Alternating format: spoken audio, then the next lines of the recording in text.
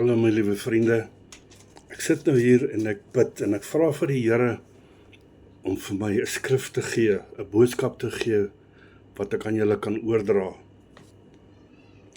En die Here gee vir my 1 Korintiërs 15. En ek lees daardeur en ek sien dat 1 Korintiërs 15 kan ek nie iets uitsonder as 'n boodskap wat ek moet vanaand oordra nie. Toe kom dit by my op, ek moet hierdie hele hoofstuk moet ek in dele opdeel en dit dalk oor 'n paar aande aan julle oorgee.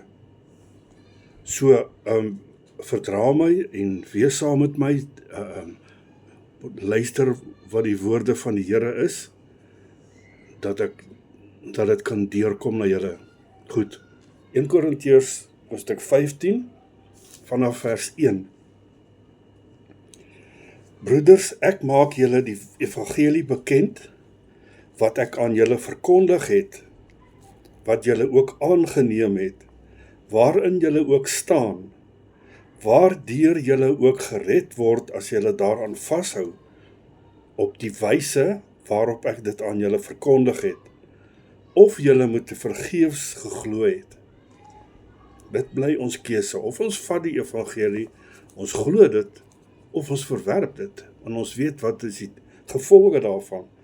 Want in die eerste plek het ek aan julle oorgelewer wat ek ook ontvang het, dat Christus vir ons sondes gesterf het, volgens die skrifte. Onthou, Paulus was nie 'n disipel nie, hy het nie saam met Jesus geloop nie.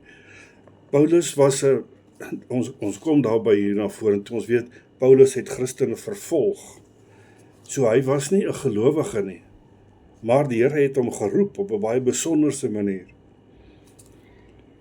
Want hier staan, en dat hy begrawe is, en dat hy op die 3de dag opgewek is, volgens die skrifte. Want Paulus kry al sy inligting, lees hy uit die boeke, uit die geskriftes, alles wat opgeskryf is in daardie tyd. En dat hy aan Sefas verskyn het, daarna aan die 12, daarna het hy verskyn aan oor die 500 broeders tegelyk, waarvan die meeste nou nog lewe, dit was nou in daai tyd, maar sommige al ontslaap het. Maar nou weet ons, dit is nou al baie jare later, so niemand van hulle lewe nou nog meer nie, nee. Daarna het hy verskyn aan Jakobus, daarna aan al die apostels. Onthou, die disciples hulle was volger. Discipel beteken volger van Christus. Toe hulle Jesus klaar gevolg het, en Jesus het opgestaan uit die dode, toe het hy sy disciples apostels genoem. So hulle het nou hulle opleiding voltooi, en hy het hulle uitgestuur om die woord te verkondig. Apostel beteken, verkondig die woord, né? En laaste van almal het hy verskyn ook aan my, as die ontydig geborene. Want ek is die geringste van die apostels, wat nie werd is om 'n apostel genoem te word nie, omdat ek die gemeente van God vervolg het. Dis Paulus wat hier praat, né? Hy het die mense vervolg, hy het die gelowiges mos doodgemaak. Maar deur die genade van God is ek wat ek is. Dit kan ek ook van getuig. Deur die genade van God is ek wat ek is. En elke een wat die Here aangeneem het, elke een wat sy pad omgedraai het, kan hierdie woorde getuig.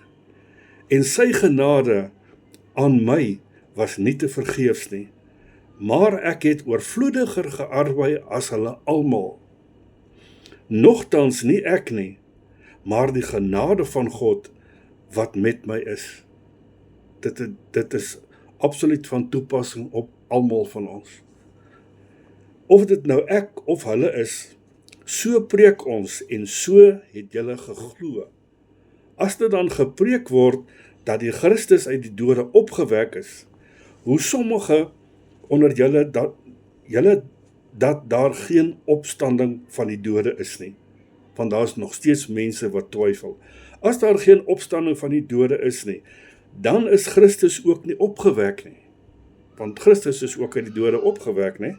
En as Christus nie opgewek is nie, dan is ons prediking vergeefs, en vergeefs ook julle geloof.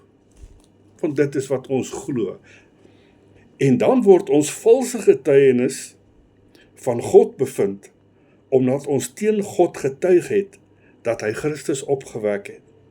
Want ons almal vertel vir almal, God het vir Jesus uit die dood opgewek. As dit nie so was nie, dan maak ons God vals, en onsself vals, en dan is daar nie 'n evangelie nie. Wat hy nie opgewek het nie, ten minste as die dode nie opgewek word nie. Want as die dode nie opgewek word nie, dan is Christus ook nie opgewek nie.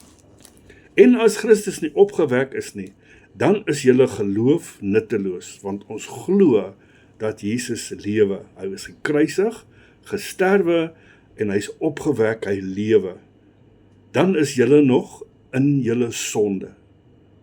Dit sny diep. Want ons almal weet, omdat ons in Jesus glo, het hy ons van ons sondes kom verlos. Hy het ons sondes kom weggeneem. Ons het nie meer sonde nie. Maar as Jesus nie opgewek is nie, dan beteken dit, ons het nog al die sondes wat ons gedoen het. Dit is nie lekker nie. Dan is ook die wat in Christus ontslaap het verlore. Dis diep woorde die. As ons net vir hierdie lewe op Christus hoop, dan is ons die elendigste van alle mense. Maar nou, Christus is opgewek uit die dode. Dit glo ons verklaar dit. Hy het die eersteling geword van die wat ontslaap het. Want aangesien die dood deur 'n mens is die opstanding van die dode ook deur 'n mens. Want soos hulle almal in Adam sterwe, so sal hulle ook almal in Christus lewend gemaak word. Maar elke een in sy eie orde, as eersteling Christus, daarna die wat aan Christus behoort by sy koms. Daarna kom die einde. Ek wil dalk net gou hierso vir julle duidelik maak.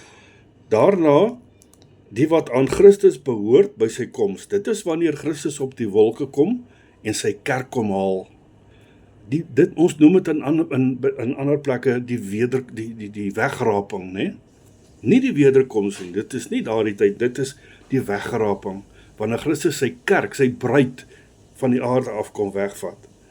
Daarna kom die einde, wanneer hy die koninkryk aan God die Vader oorgee, as alle heerskappy en alle gesag mag vernietig het. Daar's nog baie dinge wat moet gebeur. Dit is wanneer na die wegraping, dan kom daar ons die 7 jaar verdrukking, en in daai verdrukking, aan die einde van die verdrukking, dan kom Jesus aarde toe om te kom oorlog maak. Hy kom op 'n wit perd, en die swaard uit sy mond, sy woord kom soos 'n swaard uit sy mond uit. Dan kom hy nie in vrede nie. Nou moet ons onthou, want wanneer Jesus aarde toe kom om te kom doodmaak, om te kom oorlog maak, dan gaan daar baie dinge gebeur. Die antichrist gaan gevang word, die vals profeet, en die doderyk, en die dode gaan gearresteer word. Hulle gaan alles in die hel gewerp word. Die duiwel gaan in kettinge wees vir 1000 jaar. Maar al hierdie dinge moet nog gebeur. En dit is eintlik baie interessant, maar ons sal verder daarmee gaan. Ek gaan net tot so ver vanaand, want die tyd het my gevang, maar ek gaan môre verder aan, dan kyk ons verder, wat sê die woord van die Here, en dit is 'n baie belangrike en 'n baie interessante deel hierdie, vir almal om te weet. Baie dankie dat julle geluister het, mag julle 'n wonderlike nag hê.